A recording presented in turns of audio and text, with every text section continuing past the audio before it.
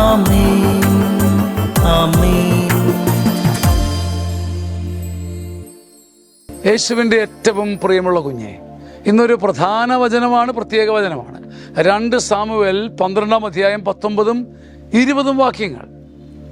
സേവകന്മാർ അടക്കം പറയുന്നത് കണ്ടപ്പോൾ കുഞ്ഞു മരിച്ചുവെന്ന് ദാവീദ് മനസ്സിലാക്കി. അവൻ അവരോട് ചോദിച്ചു, കുഞ്ഞു മരിച്ചുവോ? ഉവ്വ്, അവർ മറുപടി പറഞ്ഞു, കുഞ്ഞു മരിച്ചു.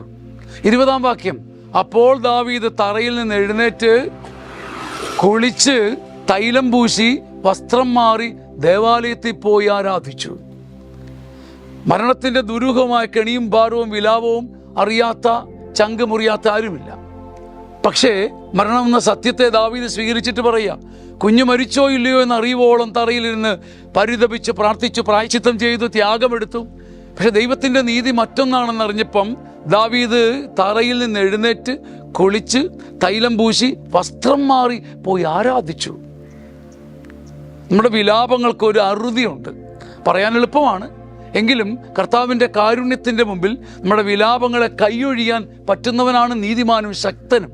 ദാവീദ് ശക്തനായിരുന്നത് കൊണ്ട് അവൻ നിലത്തു നിന്ന് എഴുന്നേറ്റ് കുളിച്ച് തൈലം പൂശി വസ്ത്രം മാറി തൻ്റെ കുഞ്ഞ് നഷ്ടപ്പെട്ട വേദന പിന്നെയും പറഞ്ഞുകൊണ്ടിരിക്കാതെ കുഞ്ഞിനെ തന്നവനെ ആരാധിച്ചു. വിലാപങ്ങളെ ആരാധനയാക്കാൻ ഒരു മഹാകരുത്ത് നമുക്ക് ചോദിക്കാം. ആമേൻ, ആമേൻ, ആമേൻ.